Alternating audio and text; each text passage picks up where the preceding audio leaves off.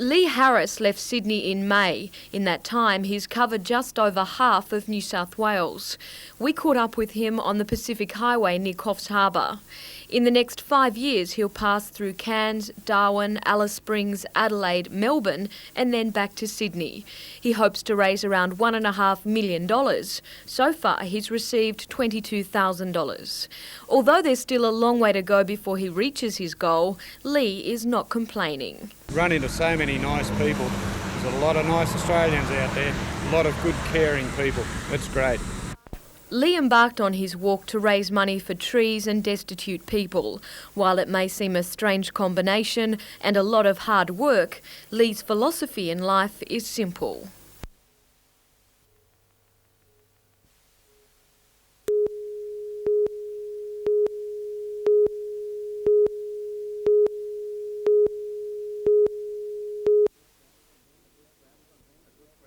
A good crowd was on hand for the opening day of the annual tournament, this year split into two, with the veterans being played in the cooler month of May.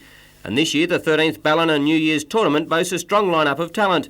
In the men's open singles today, Evan Verity triumphed in straight sets over Troy McGrath 6-3, 6-4 in an all-Queensland affair.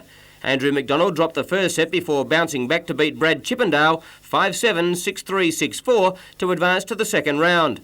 Cameron Johnson was too strong for Robert Wines, prevailing in 2 sets, as did Robert Cole in his match against Jamie White. Also at Ballina today, the 25th Summerland Singles Bowls Championship continued, with the final 4 quarter-finalists being decided from sectional play. 64 bowlers from as far away as Sydney in the south and Bowen in the north of Queensland are doing battle for one of the North's most prestigious titles, and early on everything was in unison as the day's play commenced. Late this afternoon, it appeared as if Queensland champion Steve Glasson would advance to the quarter-finals, as would Ian Riddell, both bowlers displaying patience as well as a high level of skill. The quarters and the semis will be played tomorrow, followed by an evening final.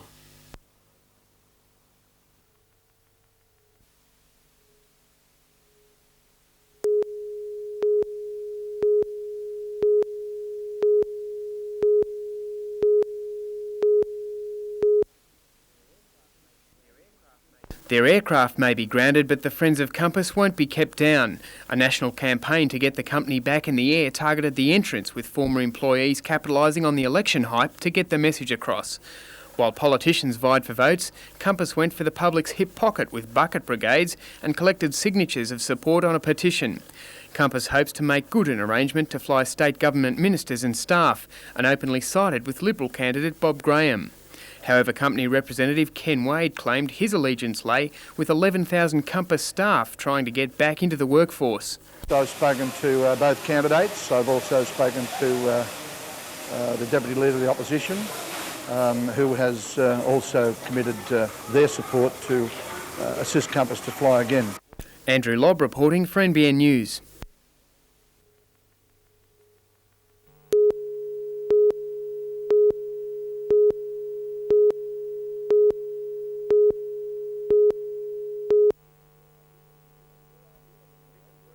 Conditions were ideal at Inverell, with plenty of interest in the feature race, the 1992 Cup, with all the rage lake-filled at around 3s. Here's Greg Cashel with the final stages.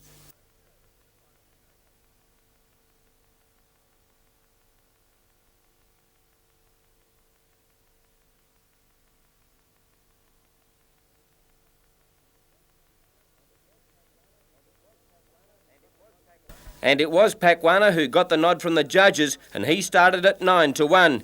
Kerry 5-1 and Tudor's Touch at 10s, unplaced favourite at 3-1 Lakeside. At Narrabri last night, the fillies were out in force for the Carlton Sires Stakes. The track was in good order and they ran a smart time of 2 minutes 5. The winner, Far Too Good.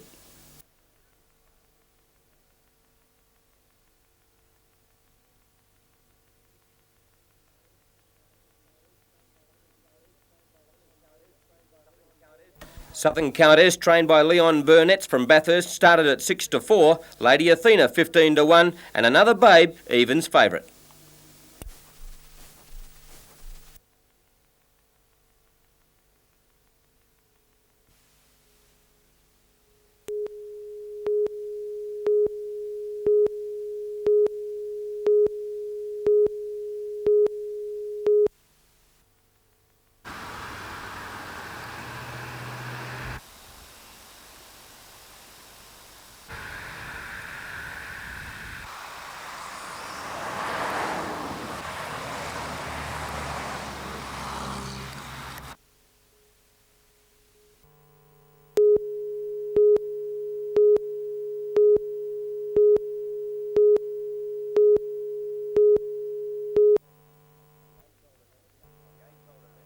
The age-old event attracted a fine crowd of lawn bowls devotees to the Ballina club, and they were surprised to see the Queensland champion and favourite for the title, Steve Glasson, beaten in the quarter-finals by Neil Burgess of Lennox Head.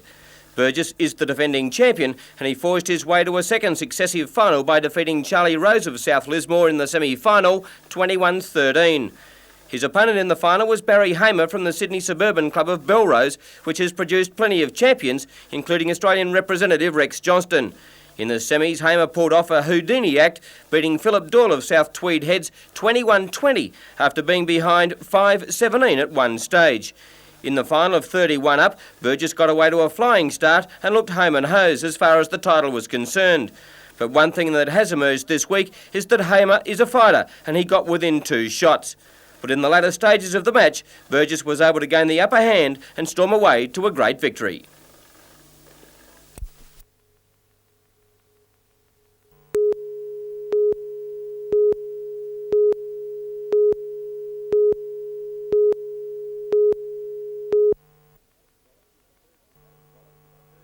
Wallace was the first to go from the inspired Holdsworth spell, caught by Bevan. Richardson really hasn't struck form on tour, a top edge gobbled up by Milliken, and he was out for 4. Hooper hit one fine shot, but was always under pressure, this time out LBW to McNamara. Then a recovery by the Cavaliers. Lara some glorious shots to all parts of the ground, and the innings of the match, Keith Arthurton. His great knock of 81 not out, the saviour for the West Indies, along with Curtly Ambrose, who chimed in with 38.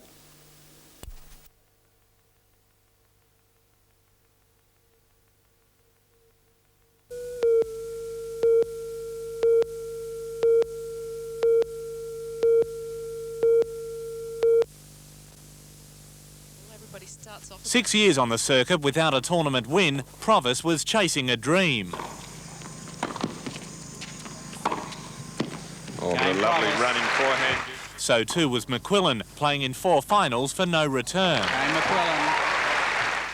Level at 3-all in the first, the Victorians' timing propelled her to 6-3. She got a lovely shot. McQuillan had to change her tactics and came to the net. Provis again counterpunched, breaking 3 times in the second.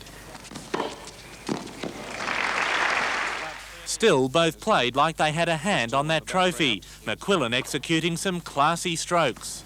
40-30. As did Provis, hers though on the big points. Oh, superb court coverage from Provis. Already having won the only previous meeting against McQuillan, the Victorian doubled her tally. Game set. And that gives her the match. 2 sets to love. And her win made that little bit better. It was the first All-Australian final in 14 years. Meantime, a distinctly local welcome today for New South Wales Open top seed Gabriella Sabatini, and the world number 3 ranks this week's tournament very highly. You know, I think it's good that I'm playing this tournament right now to get ready for the Australian Open. I will get technically confident and mentally also confident. Peter Overton, National 9 News.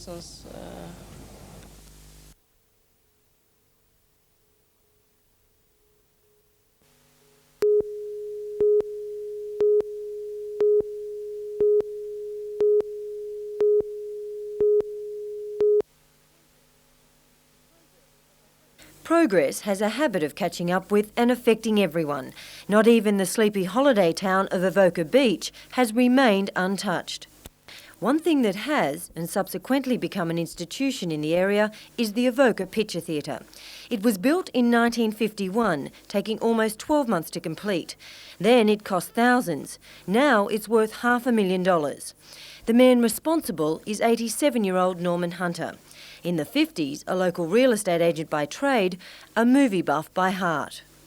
Norman describes entertainment in the town in those days as a scarce commodity, so he began sharing his passion with the locals, screening homemade movies in his backyard. From here, the foundations for the theatre were laid. Norman, his brother and many locals helped build the theatre. At one stage, their efforts threatened by a hotel development planned for the same site. The meeting was held in this theatre in those early days, and the hat was taken round there when another £100 was subscribed. The money used to fund a publicity campaign against the hotel. As a result, the theatre stands today. Over the years, hundreds of thousands of theatre-goers have passed through the doors. Norman has seen many movies come and go, but says the stars of yesteryear can't be topped. Except, of course, by the landmark he's helped create.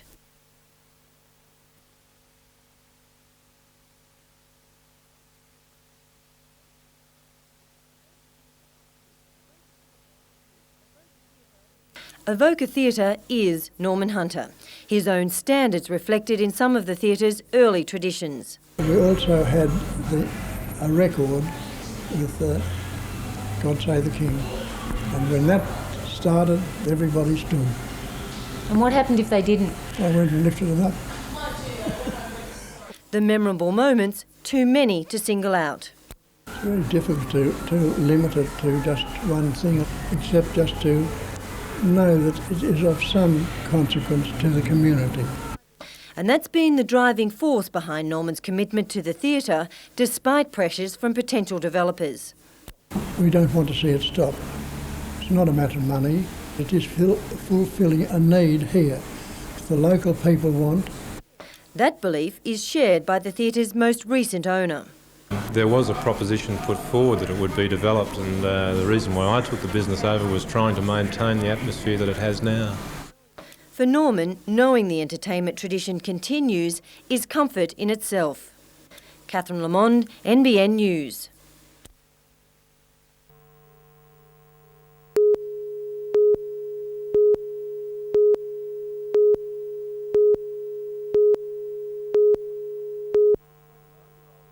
"21-year-old Roberts works in a local store, but each weekend he's happy to leave the rag trade for the riches of the National Soccer League. You know, I just go out there to enjoy myself.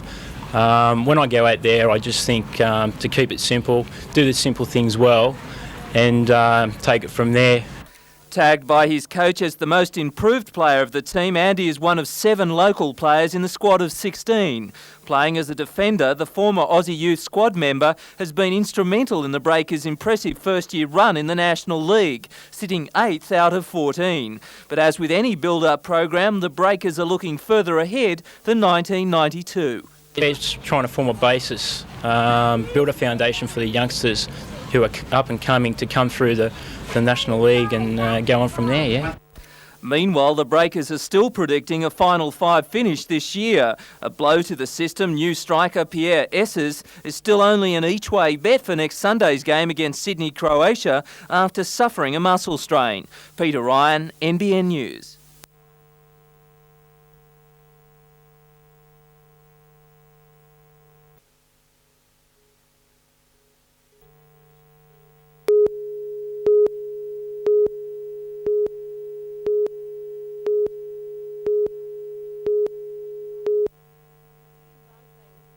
Ian Barclay was at the Tuggerah Lake Sports World today, coaching around 40 junior and senior players.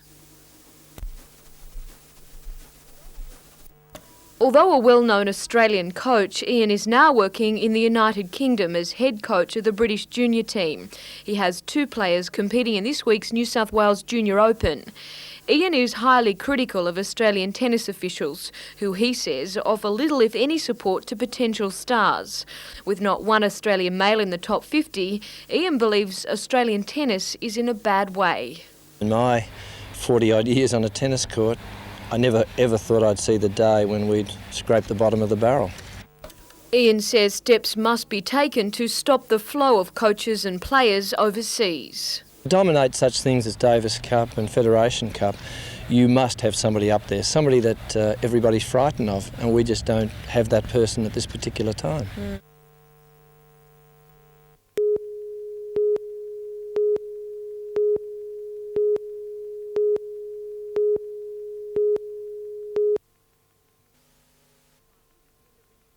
The Independent Remuneration Tribunal has approved the 25% pay rise for the university heads, which will be backdated 12 months. The decision puts the base salary for some university vice-chancellors at just under $130,000 a year. I'm quite disgusted actually, in view of the fact that academics, that's to say those academics who actually teach and research, had to fight for 3 years for some quite modest increases, and only got half the increase last July, and we're still waiting for the other half.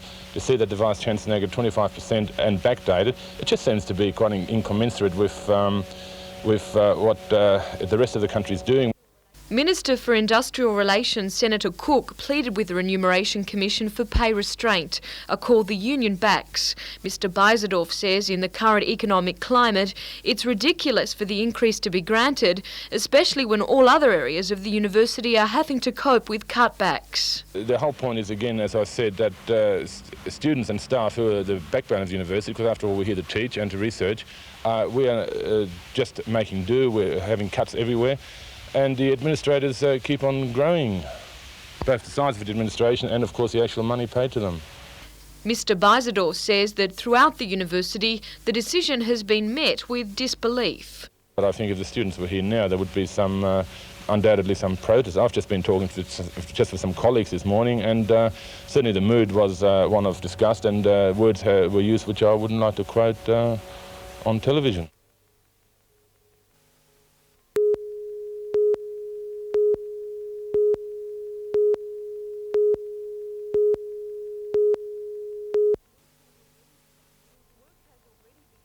Work has already begun building the new complex. $1.75 million has been allocated from the Racecourse Development Fund to transform the track into one of 8 regional training centres in the state. There'll be a new course proper, there'll be a bee grass and then a new cinders and sand training track, complete automatic irrigation system, new running rails. There are also some new day stalls and covered sand rails included in the package deal. It's envisaged that around 200 horses will be trained at the centre. Last year, the Taree track had a turnover of $11.7 million.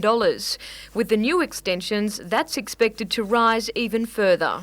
We received $455,000 from the TAB for the distribution this year, so it puts Taree around about number 10 in the state, so we're very pleased at the position that we're holding at the moment.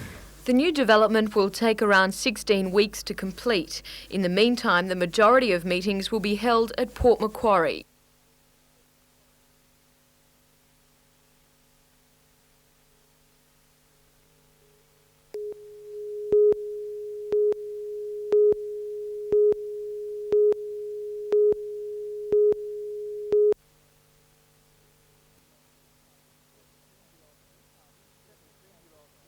"17-year-old Newcastle surfer Chad Edser has a dream to turn professional, and the junior event at Narrabeen could be the start.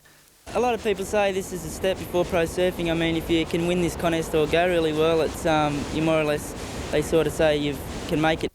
World champion Damien Hardman is a former winner, as is Tom Carroll, and Chad is looking to emulate their feats. He's got the form on the board to achieve it, a state amateur champion and runner-up in last year's Australian titles.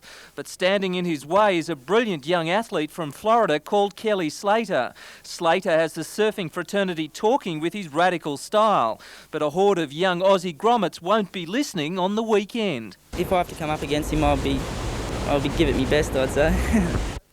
Edser, Central Coast surfer Shane Powell and Lennox Head's Craig Holly are all in with a chance at the $10,000 prize money and a place in surfing history. Peter Ryan, NBN News.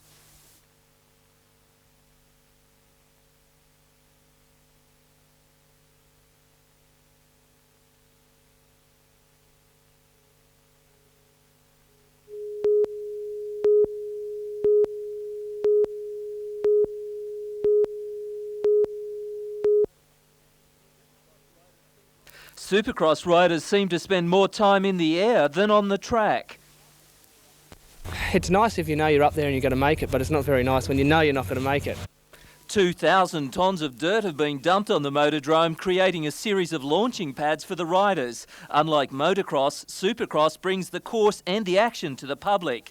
Professionals from every state will be here on Saturday for the start of the $150,000 National Series. Fast Eddie Warren, the reigning champion, will be fighting with former title holders Craig Dack and Glenn Bell. Heading into the big time, 13-year-old Craig Anderson from West Wallsend. He's hot favourite to win the junior 80cc event.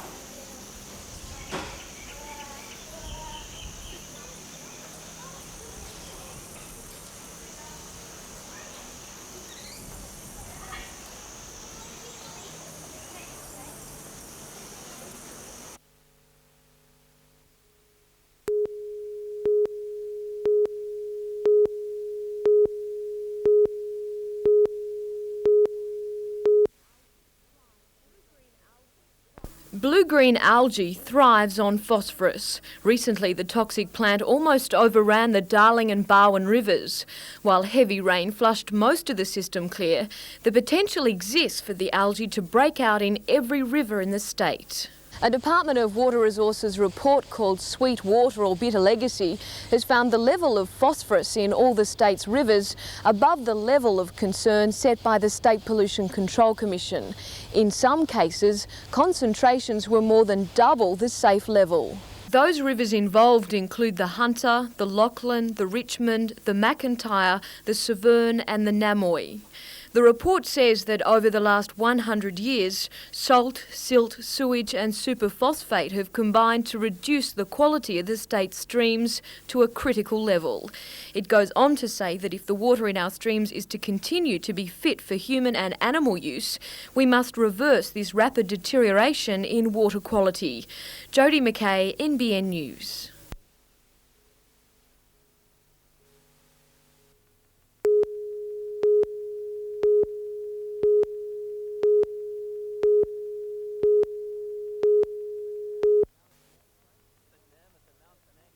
The dam at the Mount Penang Training Centre on the Central Coast may not be Sydney Harbour or the waters off Rhode Island, but it's still the setting for some world-class sailing. It's the Model Yachting National Championships, a chance for competitors from across the nation to test their tacking and navigational skills.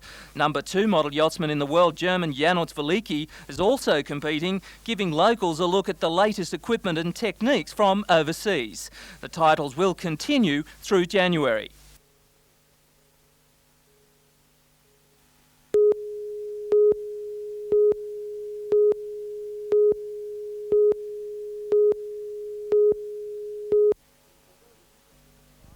Although the visit was designed to see how the recently restructured patrols are doing, Commissioner Lauer took the time to press the flesh and lend an ear to officers at Newcastle Police Station.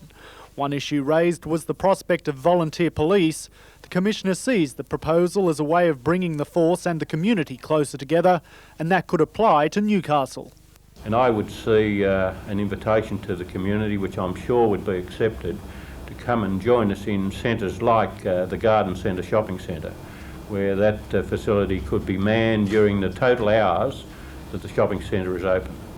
Concern was also expressed about some of the region's police launches in dire need of repair or even replacement. There is a need for us to introduce a regular maintenance program so that we avoid in the past the pressures that we put on budgets as a result of these developments. And politics was also touched upon. The Commissioner would not support the Police Association getting involved in the entrance by-election or the statement by a Newcastle official that local members may go to the electorate on polling day to display their disillusionment with the Greiner government. They will not involve themselves as police officers. I think we have to remember that the Police Association is a registered trade union and is conducting itself as such.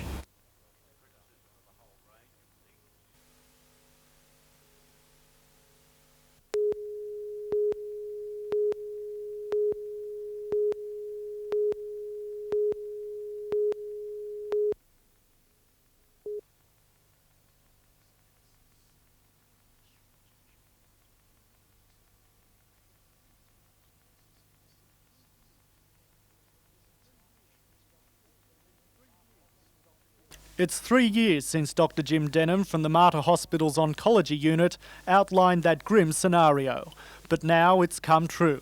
Staff shortages of therapeutic radiographers at the Mater have meant the number of patients treated each day has dropped from more than 100 to 60. Some Hunter cancer sufferers are having to wait up to 8 weeks for radiotherapy, while those from other areas are being told to look to Sydney or Brisbane for treatment. The Mater's administration is confident the staff crisis will end with the recent intake of 4 junior radiographers. Area Administrator Dr. Tim Smythe has written to Hospitals Minister Ron Phillips, telling him until the new staff has been trained, the radiotherapy unit will be unable to resume normal workload levels.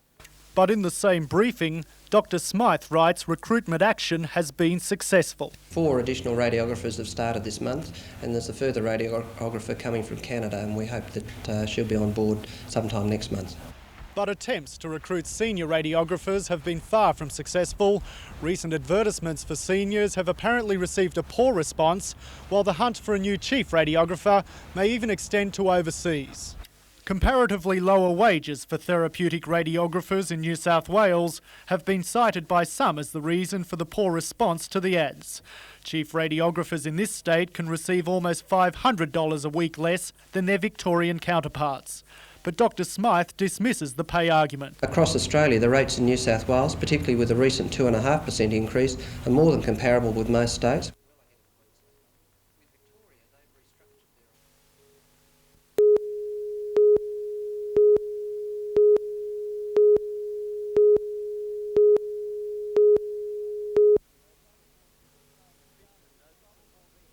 Fishermen noticed the 4-metre trailer sailor in trouble a kilometre south of Pulbar Island just after 1.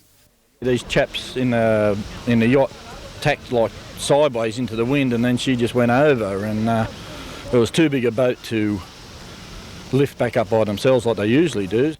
The family of 3 was thrown into the water and hung on for their lives in the 1-metre swells. They're looking very white in the face, very white, and you can see they're lost, like panic too, Len Little, his wife Shirley, teenage son Justin and pet dog Tara were ferried to nearby Cam's Wharf by fishermen. The family was treated by ambulance officers for shock. Feeling very lucky, yes, very lucky. The family's yacht was righted by police and moored off Pulbar Island.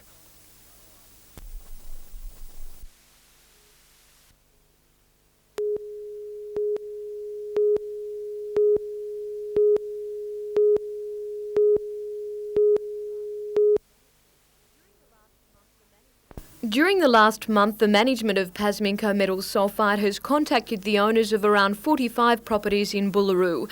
The company wants to buy their houses so that it can establish a buffer zone between the plant and residences. High levels of lead have been found in the first 3 streets closest to the industry.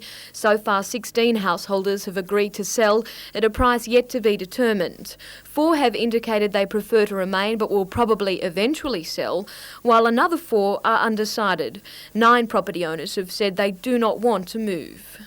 The proposal is still to go to the Board of Directors of Pasminco, where a request for funds will be made. Within the next few weeks, valuers will determine the price of each property. Approval also has to be sought from Lake Macquarie City Council and the State Pollution Control Commission. According to Alan Crapp of the SPCC, a detailed investigation of the proposal will be undertaken. Mr Crapp says he is concerned that those residents who choose to remain may have children, and this would sway any decision made by the Commission.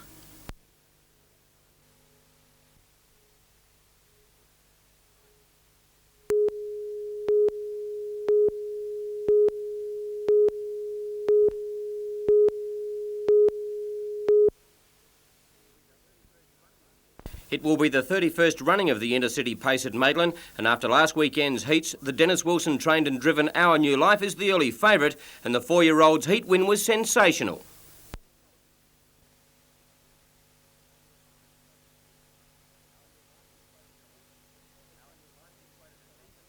Our New Life is quoted at evens, with the former South Australian Pixafella on the second line of betting at 3s. Pixafella's form in the heats was also brilliant.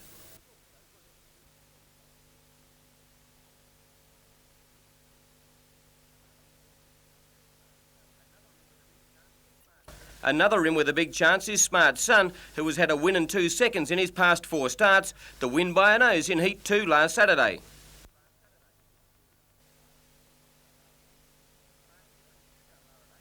Smart Chip and Shudo are at 8s, Choco Low Bella's at 15 to 1, and the remaining 4 runners from 25s to 50 to 1.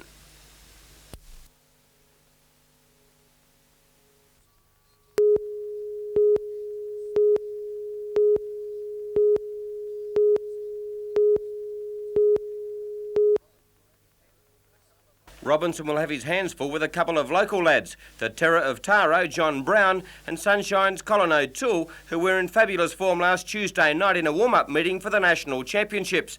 Brown is a seasoned super sedan driver, but went dual racing 2 years ago, and apart from an outstanding machine, believes there's more to winning a title than just a good car. But Australian titles, you've got to have mental attitude towards it. If you haven't got that, you may as well stay at home. Besides concentrating on his own form, Brown will cast a watchful eye on Colin O'Toole. O'Toole has won on 8 occasions so far this season, driving a car carrying a Brown-built motor that's been faultless. The car's been going really well, and it's sort of, since John built the motor for me, it's sort of flying. It's going really hard, as good as it can go with the money we got. So we're on a bit of a low budget, but we do the best with what we got, and we're always there, and we're always there at the finish. So. Also sure to put up a bold showing will be Queenslander Barry Lawrence, Victorian Lloyd Hobson, the defending champion Steve Robinson from Lismore, and a host of Sydney drivers. But the Hunter contingent want a hometown win. There's a few guys here that are really quick on this track, and they've got to go around us. It's a long way around.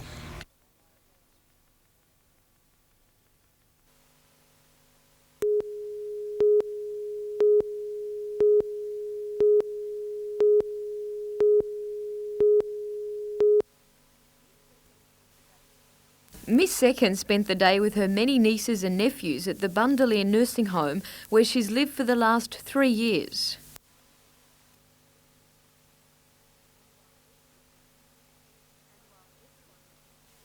And while everyone was intent on making a fuss, Miss Second says the day was just like any other. Just the same as I did the day before. Among the many congratulatory telegrams, one from the Queen, the Premier and the Governor-General.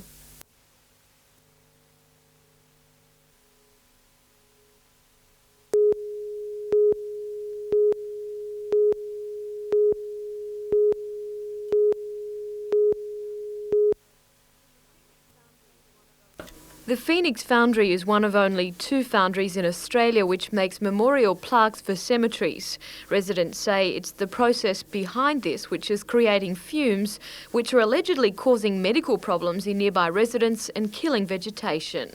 The State Pollution Control Commission is aware now that there is a problem there of some substance, and we plan to involve ourselves to go down and speak with the company, find out if we can isolate some of the causes and recommend what actions they might possibly take. An inspection of the Phoenix Foundry will take place next week, but Richard White says at this stage he can't say what action will be taken. With air pollution problems, and especially odour problems, it can become quite sophisticated very quickly in terms of what remedies might be needed. So that has to be judged based on what our findings are.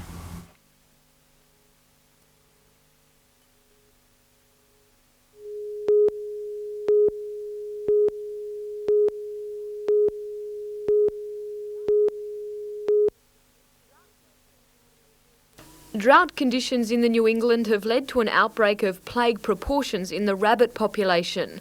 The Rural Lands Protection Board says that while most farmers have been trying to control the noxious animal, they need to do more.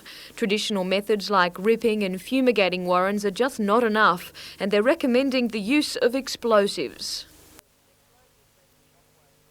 The explosive sends a shockwave right through the whole warren, and that kills the rabbits instantly and also wrecks the craters in the warren. Peter Frizzell says as long as farmers remain vigilant in the fight against the rabbits, they'll be able to control numbers. We will win with more work.